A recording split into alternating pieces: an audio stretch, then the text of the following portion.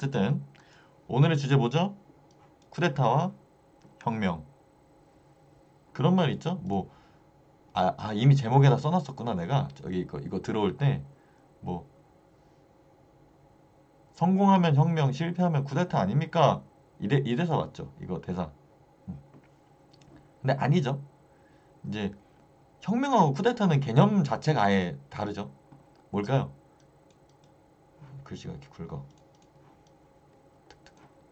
쿠데타랑 혁명 개념적으로 뭐가 다를까요? 혁명, 쿠데타, 쿠데타. 예를 들어서 프랑스 민중혁명, 무슨 혁명 할 때 뭐가 잘 들어가죠?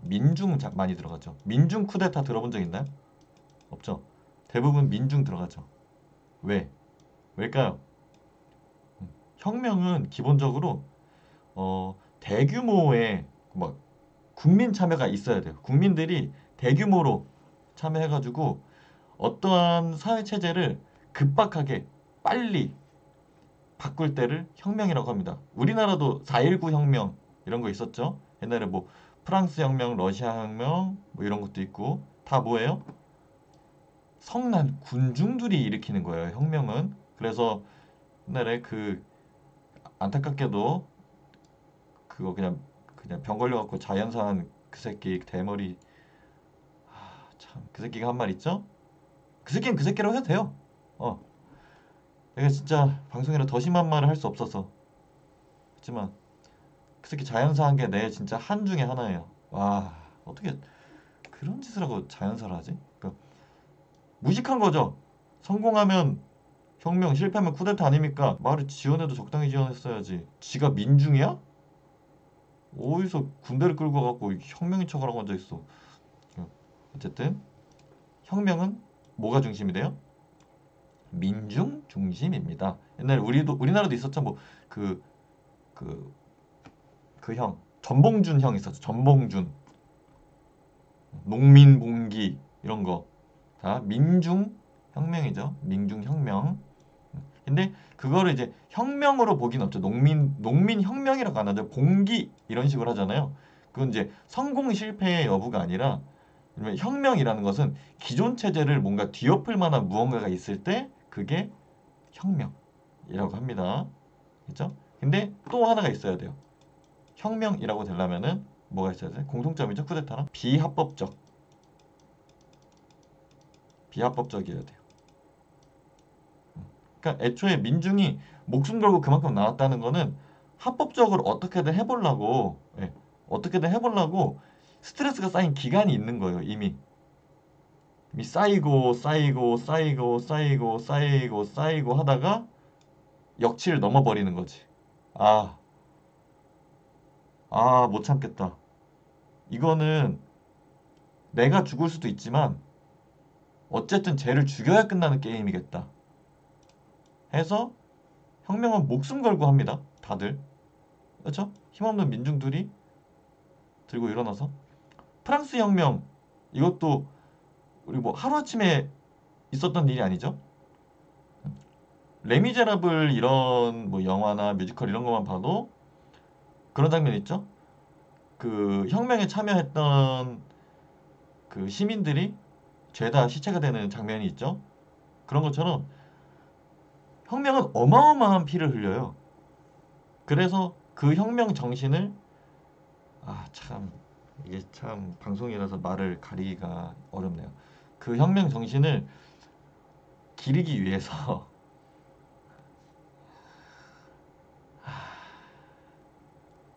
참 우리나라가 참 이런 게 교육이 진짜 안 돼 있다 느끼는 게 이런 거예요. 프랑스 대혁명이다? 라고 하면은 만약에 어떤 사람이 프랑스 대혁명을 욕했다고 쳐요. 프랑스인이야. 프랑스인인데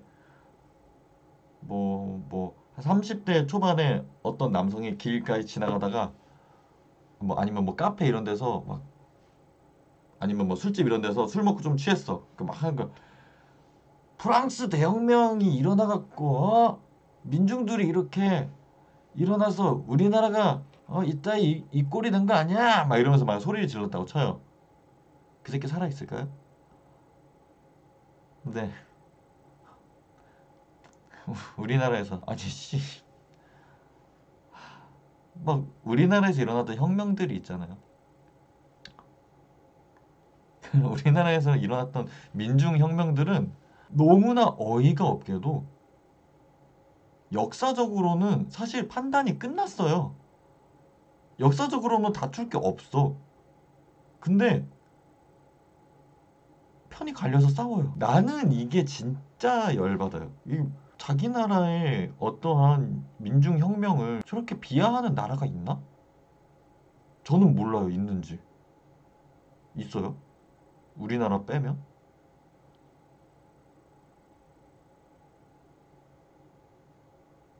있나? 저는 몰라요. 그리고 나는 이게, 어, 진짜 심각한 문제다. 심지어 역사적으로 논쟁거리도 아닌 5.18. 이거 아직도 이거 뭐 폭동이다 뭐다 하는 사람도 있죠? 그 역사적으로 논쟁거리가 아닌데 이게 교과서에 실릴 때 정말 막 제주 4.3 사태 막 이런 것들 무슨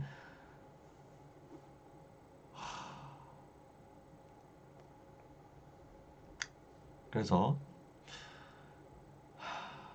좀 속상합니다. 그래서 그런 것도 해보고 싶어요. 이제 우리나라 역사에 대한 것도 이제 아주 기초적인 것들을 이제 드문드문 한번 짚으면서 나가고 싶은 마음이 너무너무 굴뚝이에요. 제가 하는 컨텐츠처럼 항상 제일 밑바닥에 있는 제일 기초만 다루잖아요. 역사도 그래도 굴다란 거 있지. 굴다란 거. 이 정도는 인간적으로 알아야지 싶은 것들. 그 정도는 좀 한번 내가 만져봐도 되지 않을까. 한번 해보고 싶다라는 생각이 있는데. 어쨌든 다음에 이제 쿠데타. 쿠데타는 뭐죠? 쿠데타. 쿠데타 몰랐는데 쿠데타 프랑스어래요? 프랑스어. 알고 있었나요? 저 몰랐거든요. 저 어. 알고 있었구나. 난 몰랐어요. 오, 팔버초님 비슷합니다. 비슷합니다. 비슷해요. 그러니까 쿠데타는 그러니까 프랑스어로 정부의 일격을 가하다 요런 뜻이래요. 정부의 일격을 가하다 요런 뜻 이런 뜻인데 그래서 뭐 군대, 경찰 이런 거를 이제 동원해서 정치적 선동 이런 걸 이용한다든지 아니면 이제 무력으로 정권을 무너뜨리거나 빼앗는 행위를 말해요. 그러니까 꼭 지배층일 필요는 없죠. 정의상 꼭 지배층일 필요는 없지만 군대, 그러니까 공권력을 동원해야 되기 때문에 지배층이 하죠. 지배층이 할 수밖에 없죠. 쿠데타는. 그렇겠죠? 성난 민중이 그러니까 성난 민중 중에 한 명인 낭독맨이 갑자기 꼴받아 이런 다음에 갑자기 내가 깃발을 딱 들고 딱 거리에 나가갖고 군인 다 나와 경찰 다 나와 한 다음에 야 너네 지금부터 내 말대로 진격하는 거야 알겠지? 이게 가능하면은 민중의 한 명인 저도 쿠데타를 일으키는 게 가능하겠죠. 하지만 그게 안 되기 때문에 결과적으로는 지배층들만 하는 거죠. 음. 그러니까 어 그러니까 목적이 음, 정권 교체라는 표현보다는 정권 탈취라는 표현이 훨씬 맞아요. 왜냐면은 쿠데타 같은 경우에는 아주 소수의 엘리트 그룹이 하는 거예요. 그렇기 때문에 탈취가 더 적당해요. 예를 들어서 우리나라에서 뭐 대형 당들이 있죠. 대형 당, 뭐 민주당도 있고 국민의힘도 있고 몇몇 대형 당들이 있죠. 정의당인가? 몇몇 대형 당들이 있는데 뭐 사실상 크게 2당이죠. 우리나라도 사실상 2당 체제인데 어쨌든 이런 대형 당에서 무언가 했다. 예를 들어서 어 예를 들어서 이번에 아이씨,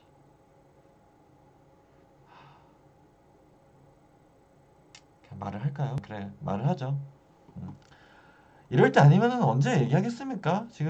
지금처럼 몇 명 안 될 때 이럴 때 편하게 얘기하지. 나중에 제가 말씀드렸죠? 300만 이벤트 막 그쯤 되면 이렇게 편하게 말 못할 거 아니에요. 이럴 때 얘기하죠. 이럴 때 얘기하고 나중에 문제가 되면은 오늘의 저를 미래의 제가 부정하겠습니다. 예.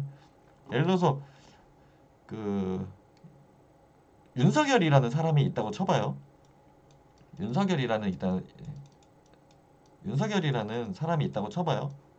그냥 제가 방금 상상 속에서 만들어낸 이름입니다.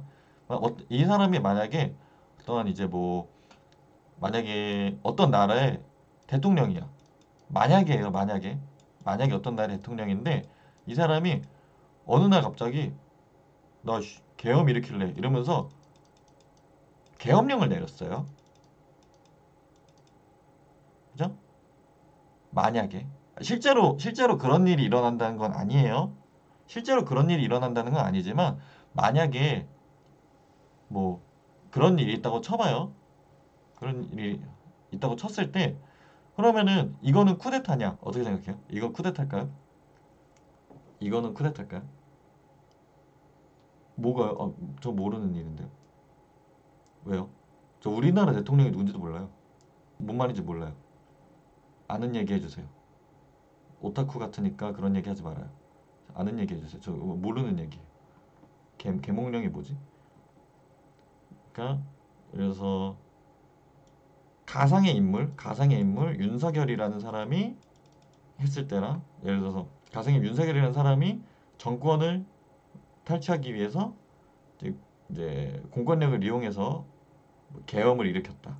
가상이에요. 상상 속에서 우리 사고 실험을 하잖아요. 자유주의자들 사고 실험이에요. 사고 실험. 사고 실험을 해갖고 하는 거예요. 상상 속에서 계엄을 일으켰다. 그래서 뭐 정권을 이제 쥐락펴락하는 힘을 가지게 됐다라고 했을 때랑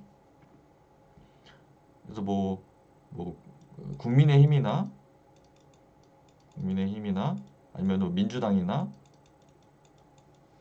이런 이제 거대 당들이죠. 거대 당.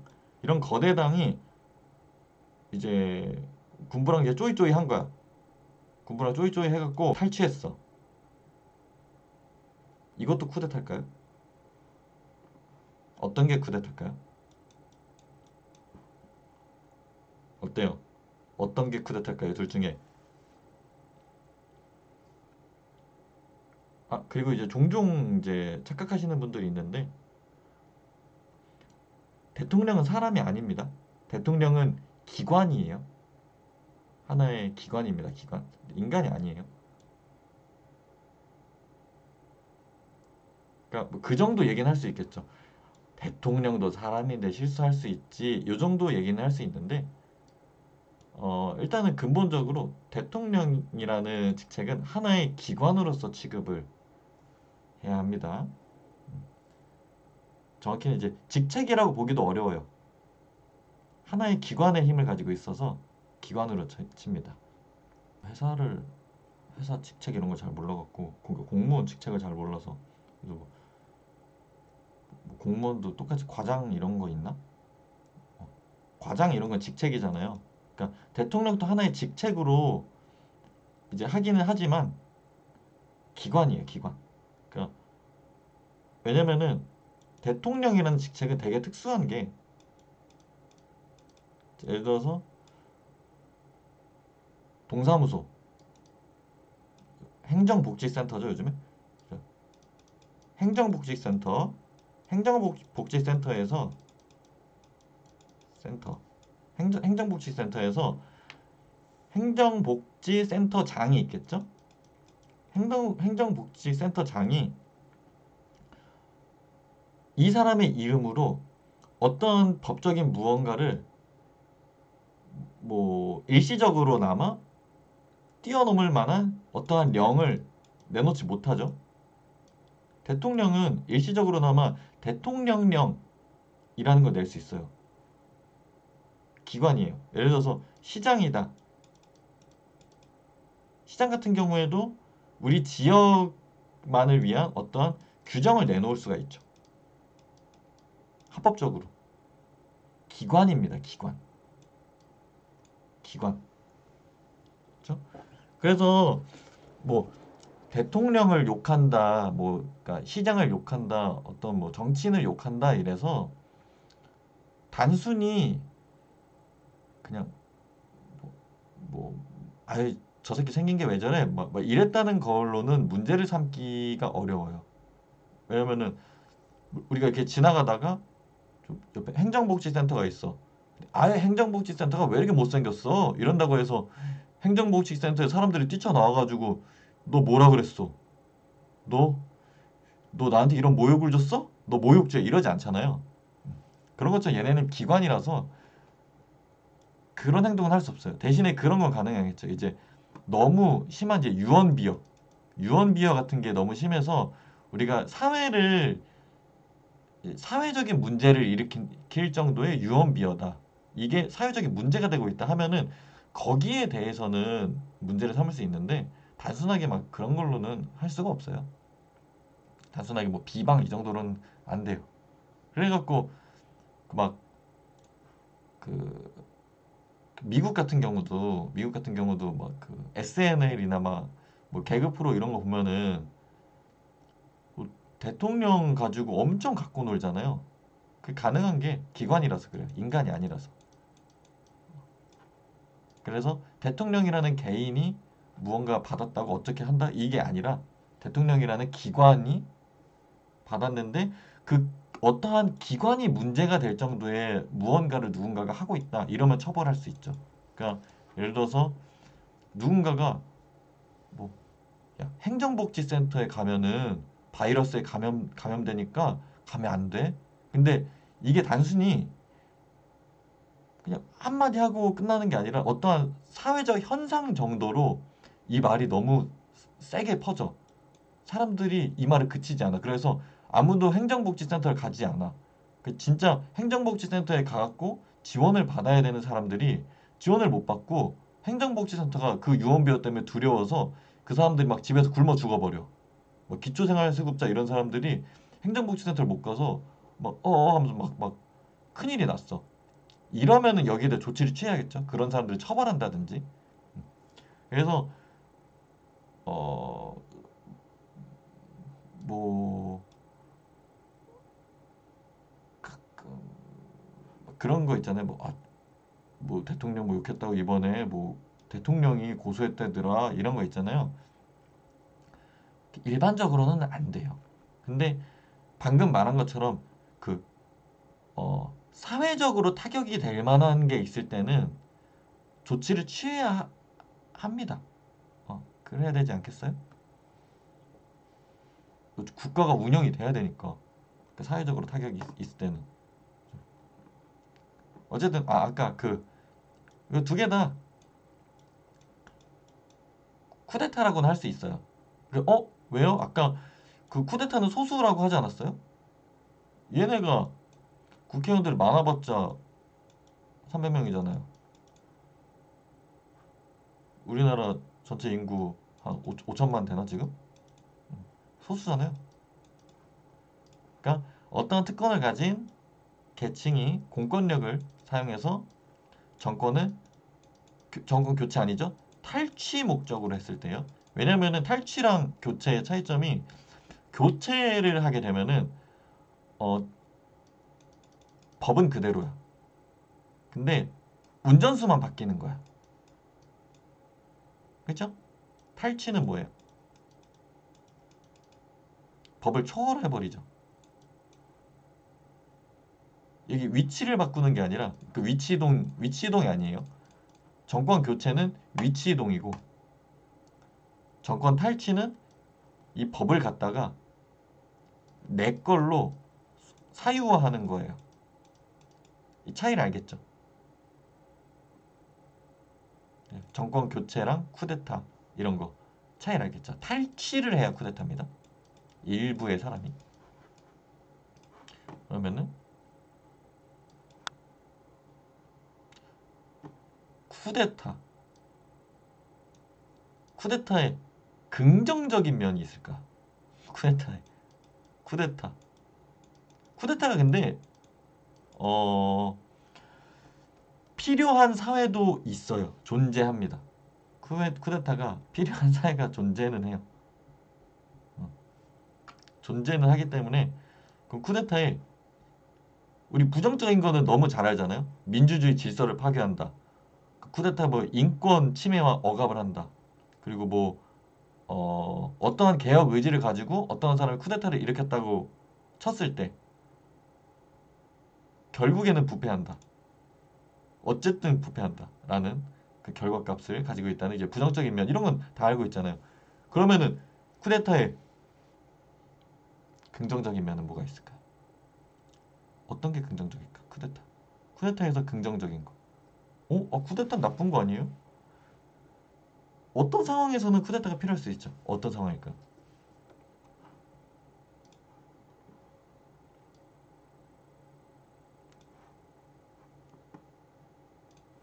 쿠데타가 긍정적일 때.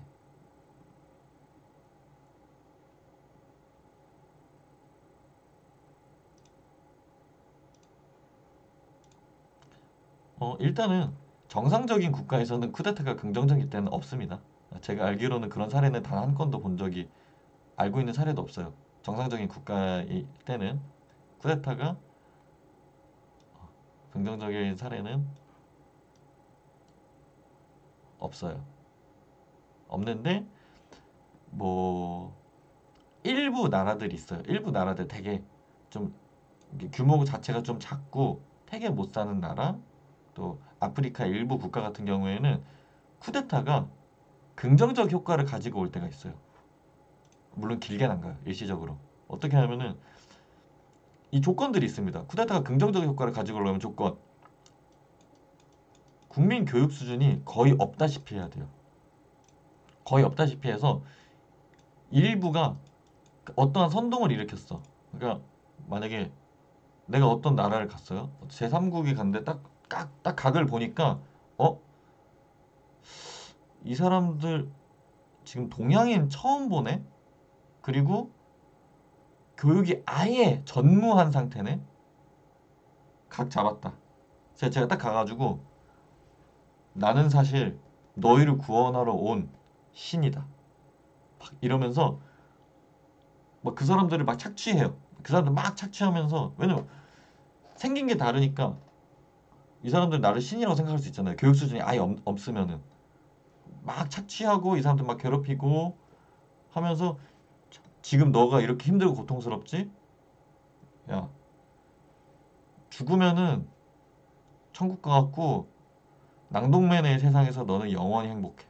내가 막 이렇게 설파한다고 쳐요. 근데 어떤 사람이 그 나라에 있는 어떤 사람이 깨우친 사람이 있었어.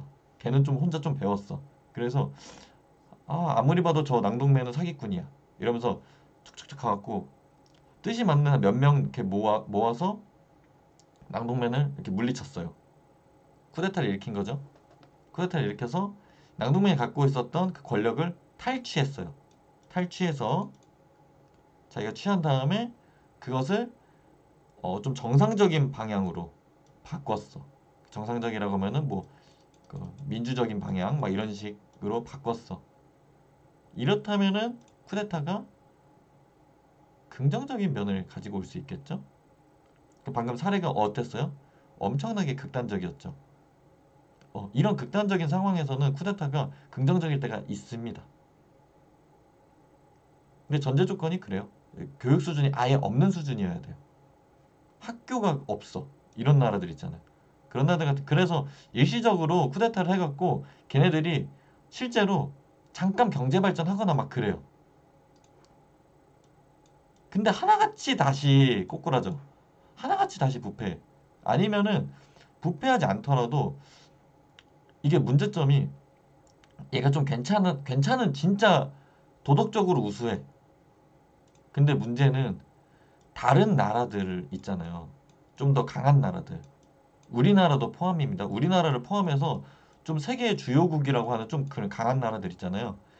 걔네들의 행정력, 외교력과 그 아주 그 엄청난 약소국의 올바른 지도자가 된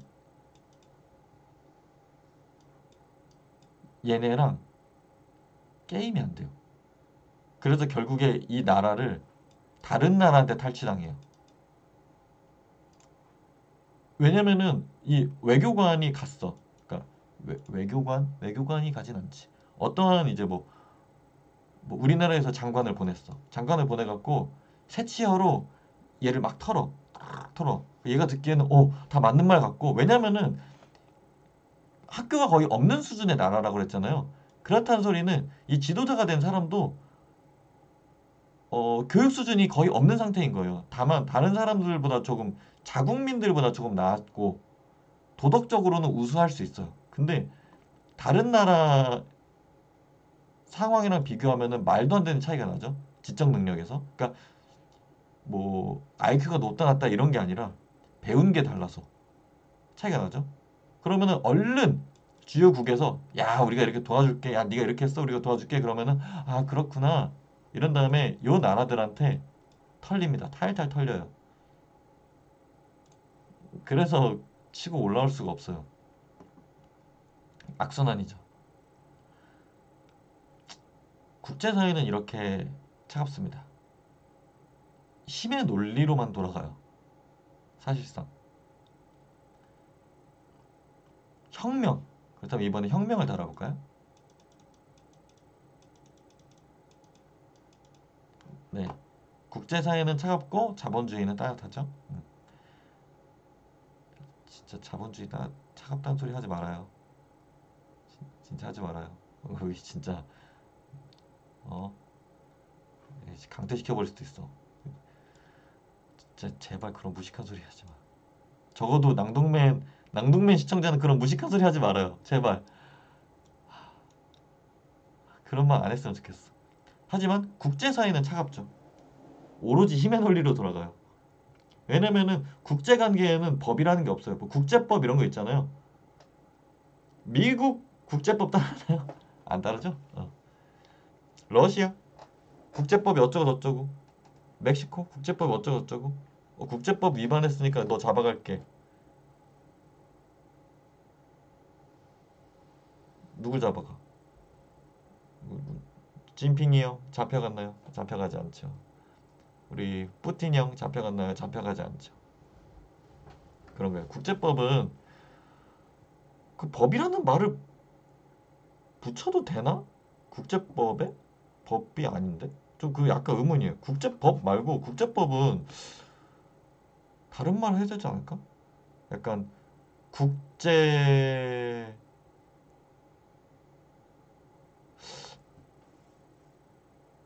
말이 있지 않을까?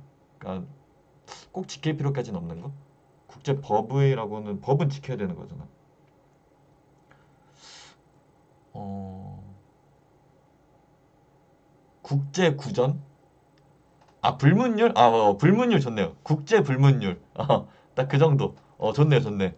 어, 아, 제가 이거를 근데 되게 오래전부터 고민했거든요. 다른 무슨 좋은 말이 있을 것 같은데. 근데 지금 불문율 너무 좋아요. 즉, 국제법. 지금부터 우리는 국제법이란 말을 사용하지 않습니다. 국제불문율로 하죠. 국제불문율. 그렇죠? 불문율? 짱센 애는 어겨도 되죠? 불문율. 좋아요. 국제불문율. 이제부터 우리는 모두 국제법이란 말을 사용하지 않습니다. 뭐라고요? 국제, 불문율, 땅땅땅. 자, 이제 쿠데타 끝났으니까 자, 혁명 가보죠. 혁명. 혁명, 혁명은 사실 뭐 긍정적인 거, 부정적인 거 잘 알고 있으시겠지만 한번 말을 해볼까요? 음, 이것도 부정적인 거 먼저 다뤄보죠. 혁명의 부정적인 면 뭐가 있을까요? 첫 번째, 어쨌든 필연적으로 따라옵니다. 어떤 게? 사회적 혼란과 불안정이 필연적으로 따라옵니다. 왜냐면은 급박한 변화가 일어나는 거기 때문에 혼란과 불안정이 생길 수밖에 없죠. 되게 단순하게만 생각해도 우리가 자전거를 탄다고 쳐봐요. 자전거를 이렇게 타고 가. 자전거를 이렇게 타고 가는데 오른쪽으로 꺾으면 오른쪽으로 하고 왼쪽으로 꺾으면 왼쪽으로 하잖아요. 근데 이 자전거를 오른쪽으로 꺾으면 왼쪽으로 가게 페달을 반대로 돌려놨어. 기어를 이렇게 가로 기어를 이렇게 돌려놨어. 그러면은 그 자전거 못 탑니다. 그 실험하는 걸 봤어요. 실험하는 걸 봤더니 못 하더라고요. 근데 이렇게 못 타. 못 하다가 이게 익숙해져서 좀 타. 그럼 다시 반대로 정상적인 자전거를 타라고 하잖아요. 또 못 하더라고요. 이런 것처럼 급박한 변화는 반드시 불안정을 초래하죠. 어. 이건 뭐 필연이죠, 필연. 사실 이거를 부정적이라고 봐야 되냐라는 거는 모르겠지만 어쨌든 부정적인 면을 하면은 그러니까 부정적이라기보다는 저는 이것은 일어나는 현상이라고 말하는 게 더 옳다고 생각은 하지만 부정적인 면 하면은 이거를 먼저 가장 첫 번째로 얘기를 하니까 이렇게 얘기를 할게요. 두 번째 뭐가 있죠?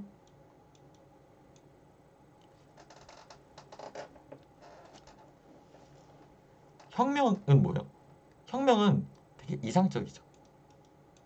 이상적이죠. 근데 여태까지 사회가 어떻게 구성되어 왔을 거 아니에요? 안정적으로 이 사회가 그렇게 어쨌든 간 갖춰져서 굴러가고 있었다는 거는 어떠한 문제에 부딪혔을 때 이걸 이런 식으로 해결하고 하면서 어떤 체제를 갖췄다는 거예요. 하나의 체제를.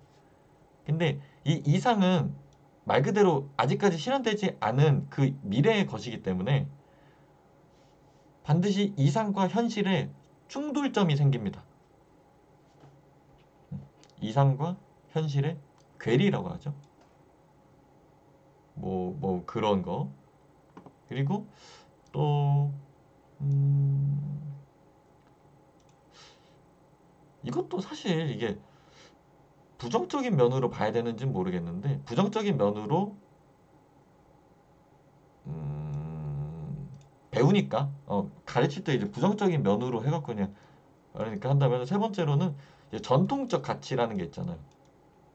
전통적 가치를 좀 제거하는 성향이 있어요. 무슨 혁명이다 했을 때는 그동안 이루었던 이제 전통적인 무언가들을 좀 무시하는 경향이 좀 있습니다. 그래서 뭐 산업혁명이다라고 하면은 이제 기계화가 일어나면서 뭐 무슨 이제 야 어떠한 장인이 이거 만들었어. 야 기계화가 되면은 너 똑같은 거 이거 100개 만들 수 있는데? 너 한 달에 이거 하나 만들잖아. 우리는 이거 하루에 100개 만들어. 음, 뭐야? 장인 별거 아니네. 이렇게 이런 식으로 장인만의 어떠한 가치, 특별한 가치라기보다는 그런 혁명이 일어났을 때는 전통적인 가치인 걸, 그러니까 이거는 예시 중에 하나일 뿐이에요. 이런 어떠한 것을 좀 깎아내리는 경향이 있어요. 음. 근데 이것도 이거 부정적인 면이라기보다 하나의 현상이라고 보는 게 맞지 않나라고 저는 개인적으로 생각을 하지만 가르칠 때 부정적인 면에 넣어서 가르치기 때문에 근데 뭐 부정적이라고 보려면 볼 수 있겠죠. 혁명의 긍정적인 면 뭐가 있을까요? 가장 많이 하는 게 사회체제의 근본적인 개혁이 일어난다 라는 게 있겠죠. 아주 근본적으로. 그러니까 어, 우리가 사회가 진보한다고 하잖아요. 그리고 이 사회의 진보 속도가 이제 그래프가 원래 이렇게 그대로 반드시 진보는 합니다. 진보하지 않으면 어차피 그 사회는 망해요. 없어져요. 그 사회가. 다른 나라에 편입이 된다든지 그냥 그 사회 자체가 망해서 어느 날 사람들이 찾아갔더니 사람이 살지 않는 곳이 되어 있다든지 하는 식으로 그 사회가 망해요. 사회는 반드시 진보합니다. 안 진보한 사회는 망하기 때문에 안 남아 있어요. 근데 이 진보의 속도가 거시적으로 봤을 때는 뭐 미시적으로 봤을 때 이렇게 왔다 갔다 하죠. 근데 거시적으로 봤을 때 이렇게 올라간다는 거지. 근데 이 진보의 속도가 예를 들어서 여기까지 올라면은 100년 걸려야 돼. 근데 혁명이 일어나면은 1년, 1년 오바야. 그쵸? 아마 5년. 이런 식으로 진보의 속도를 단축시킬 수 있는, 100년짜리였는데 95년 단축시켰네? 이런 식으로 사회 발전의 속도를 그러니까, 비약적으로 상승시킬 수 있다. 라는 거죠. 아까 부정적인 면들에서 나왔던 것들이 그거죠. 비약적으로 상승하니까 충돌이 일어날 수밖에 없지. 우리는 거기에 아직 적응을 안 했는데. 그리고 어, 대다수의 혁명은 두 번째죠. 이제 첫 번째는 이거였고 두 번째 긍정적인 뭐죠? 그 대다수의 혁명은 그 우리가 현대의 가치로서 가장 정치적으로 이제 우수한 형태라고 하는 민주주의.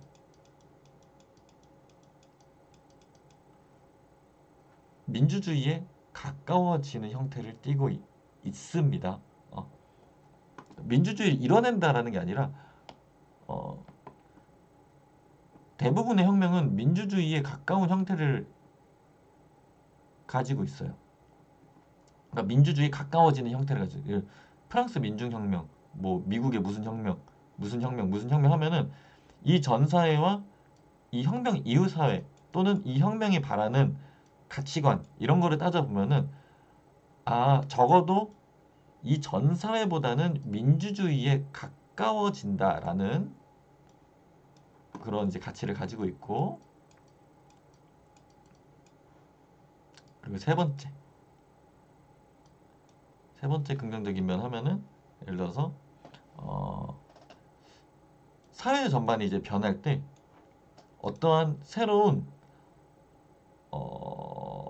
뭐라고 해야 될까요? 새로운 가치 아니야. 사회의 새로운 가능성을 발견하게 돼요. 그래서 그동안은 생각하지 못했던 왜냐면은 이게 천천히 이게 변해갈 때랑 차이점이 천천히 변해갈 때 너무 자연스럽기 때문에 우리가 못 느낀단 말이에요. 그런 거 있잖아요. 뭐 그 냄비에다가 개구리 넣어놓고 끓였더니 이거 물 뜨거워지는지도 모르고 막 죽는다 이런 말 있잖아요. 막 그런 것처럼 천천히 발전할 때는 우리가 발견하지 못했던 것들이 급박하게 변하면은 뭐가 갑자기 보여. 어? 저런 게 있었나? 저런 것도 되는 건가? 저거 하면 안 되는 거 아니야? 이러면서 막 보여. 그래서 새로운 가치를 발견합니다. 새로운 가능성, 새로운 기회의 창이 생겨요. 그래서 대부분의 혁명 이유는 그러니까 이유가 아니라 대부분의 혁명 이유는 이런 식으로 사회적으로 이제 발전한다는 걸 가지고 오는 게 저는 이 세 번째가 제일 큰 것 같아요. 그러니까 사회 체제가 근본적으로 뭐 변한다, 뭐 민주적인 가치가 뭐 실현된다, 뭐 이런 것도 있지만 전 이 세 번째가 제일 크다고 저의 개인적인 견해입니다. 왜냐면은 이거를 첫 번째로 말하진 않거든요, 보통. 보통은 첫 번째, 두 번째 이 순서대로 말하는데 저는 이 세 번째가 그동안 사람들이 몰랐던 그러니까 혁명이라고 해봤자 혁명이 원하는 가치관은 이게 몇 가지가 이렇게 있겠죠. 두두두두두두두두두. 진짜 많아봐야 한 뭐 100가지. 물론 그렇게 당연히 안 되겠지만 엄청 많아서 100가지라고 된다고 쳐봐요. 근데 이 진보로 인해서 생겨나는 그동안 만약에 뭐 1000만 명의 사람이 사는 사회야. 1000만 명의 사람들이 살고 있는 사회인데 이 진보로 인해서 사회적으로 큰 변혁이 일어났어. 그럼 이 1000만 명들이 새로운 걸 다 느낄 거 아니에요. 그동안과 서로 다 다른 자극을 받을 거 아니야. 그러면은 여기에서 발생하는 엄청난 에너지, 저는 의욕이라고 할게요. 여기에서 발생하는 이 엄청난 에너지, 엄청난 의욕이 결국에는 이것 때문에 긍정적인 거를 가지고 오게 되지 않나? 라고 저는 개인적으로 그렇게 생각해요. 저는 개인적으로. 저는 개인적으로 그렇게 생각합니다. 저는 가방끈이 짧아서 자세히는 모르겠지만 이게 뭐 나중에 뭐 박사님이라든지 뭐 역사학 박사님 이런 분들 있잖아요. 행정학 박사님, 역사학 박사님 이런 분들이 음, 낭독맨 자네의 말에 나도 동의하네 뭐 이럴 수도 있고 낭독맨 자네는 공부가 부족한데 너무 쉽게 말을 하고 있는 거 아닌가? 뭐 이렇게 말할 수도 있겠죠. 하지만 저의 개인적인 생각엔 이 부분이 가장 긍정적인 면을 끌어오는 가장 근본적인 이유가 아닐까라고 생각해요. 혁명이라고 해봤자 사실 혁명에 참여하는 인원을 그런 식으로 보거든요. 음, 전국 그 해당 문화권에 있는 전 국민의 그러니까 전 그 사회의 5%인가? 5% 이상인가 참여해야 혁명 성공 가능성이 있다 막 이런 게 있거든요. 퍼센트는 정확히 기억 안 나요. 5%인가? 5%인가 7%인가? 10%는 확실히 안 됐었는데 한 자릿수였는데 5%인가 7%인가 막 그랬던 것 같아요. 근데 그 저는 개인적으로 이제 막 촛불혁명 막 이런 이제 평화혁명들 있잖아요.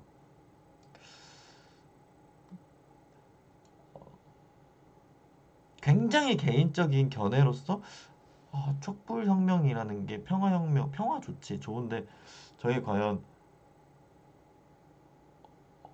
효율적인가? 라는 거에 대한 의구심은 있는데 그런 연구가 있긴 있더라고요. 그래서 어, 그러니까 통계, 그러니까 연구가 있긴 있더라고요. 그 혁명 같은 경우에 그 이제 어, 예, 폭력혁명 같은 경우에는 5%인가 7%인가 이상이 참여해야 되는데 비폭력 혁명 같은 경우에는 3%인가 2%인가만 참여해도 성공 가능성이 크다. 그러니까 성공할 수 있다. 라는 연구가 있더라고요. 그래서 비폭력적 수단인 혁명이 더 우수하다. 라고는 해요. 라고 해요. 라고 해요. 그래서 그럴 수도 있겠다 싶은데 잘 모르겠어요. 이건 정확히는. 왜냐면은 비폭력적 수단의 혁명 같은 경우에는 사실상 우리나라가 최초잖아요. 우리나라 말고는 거의 없지 않나요? 비폭력적인 수단의 혁명이?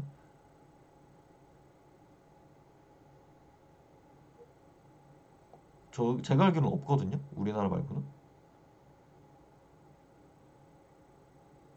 있으면 잠깐 기다릴 테니까 말해줘요. 검색해볼까?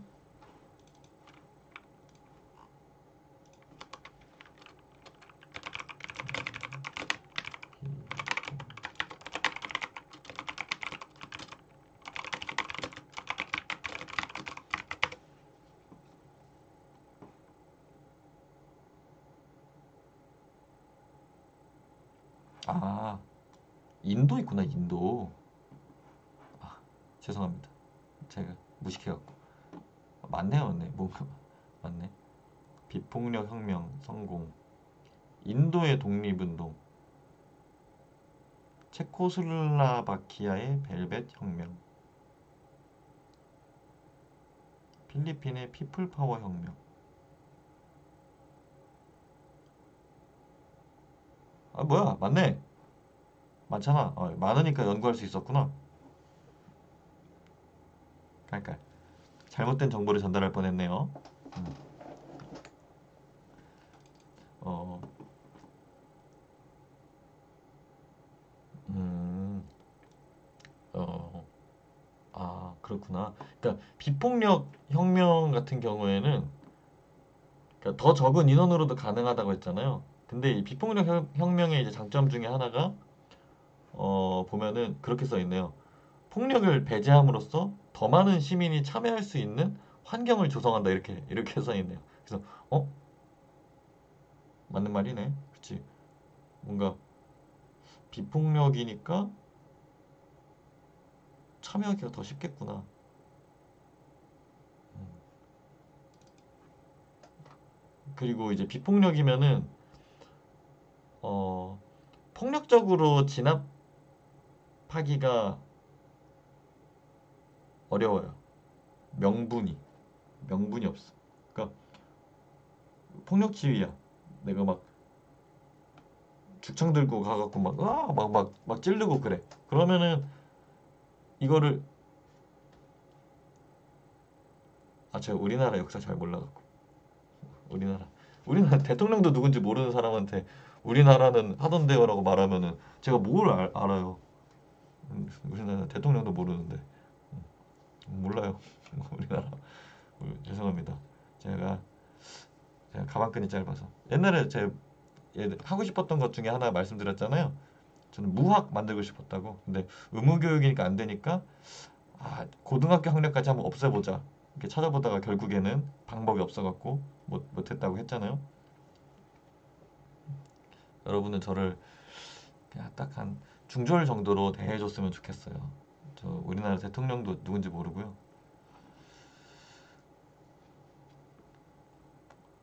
뭐 그런 새끼 하나 있었던 것 같은데 그 대머리 새끼인데 원래 자연사 하면 안 되는데 자연사 하는 새끼 하나 있었던 것 같은데 얘 잘 몰라요. 어쨌든 음, 음, 뭐, 뭐 그렇습니다. 음, 그냥 그러니까 명분을 약화시킨다라는 거죠. 그러니까 비폭력 혁명이라고 해도 다른 나라들도 마찬가지로 비폭력 혁명을 폭력으로 진압은 해요. 진압은 하는데 어, 음, 어, 그러니까 진압의 정도를 예를 들어서 100을 최대치라고 해보죠.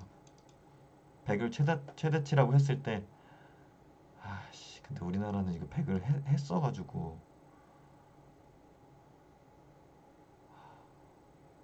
재밌는 나라입니다. 우리나라는 이미 이 최대치를 했었으니까 저 우리나라 역사를 모르지만 나 이씨 진짜 예시를 어떻게 해야 되지? 뭐 100을 최대치라고 해보죠. 네, 막 그러니까 최대치 뭐 국민한테 총질하고 막 이런 거 있잖아요. 이런 걸 최대치라고 했을 때 비폭력 혁명이면은 만약 이 사람들이 죽창 들고 있다 했을 때 뭐 군인들이 나와서 자기도 죽을 수 있으니까 총을 쏜다. 뭐 이런 게 정당 방위로서 비춰질 수 있겠죠. 그 전과는 달리 정당 방위로서 비춰질 수 있겠죠. 근데 비폭력이다. 사람들이 무기를 안 갖고 있어. 그냥 행직만 하고 있고 그냥 촛불만 들고 있어.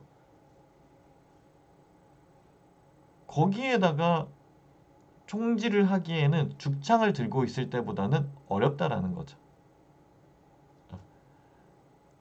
그렇죠? 물론 이제 음, 제주 4.3 사태라든지 그런 이제 진짜 정말 세계적으로 유례를 찾을 수 없는 말도 안 되는 지금 말씀하시는 것처럼 이제 공짜 표적 같은 그런 일들이 일어났던 나라이기는 하죠. 나라이긴 하지만 아무래도 어, 비난을 피하기가 어렵죠. 어려운데 4.3 사태 이런 거 보면은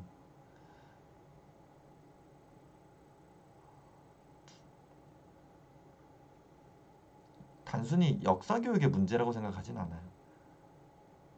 제가 정의란 무엇인가라는 수업을 물론 이제 감사하게도 저한테 그 금액을 지불하고 해달라고 하신 분들도 많이 계셨지만 저는 그러니까 무료라고 해도 주저하지 않고 최대한 가서 그 수업을 했었던 이유 중에 하나가 그거예요. 이게 단순히 역사적 인식이 부족해서 생긴 문제가 아니라 사람들이 정의, 정의롭다 할 때 그 정의입니다. 그 정의의 개념에 대한 정의에 대한 인식이 없다. 이게 저는 정말 크다고 생각해서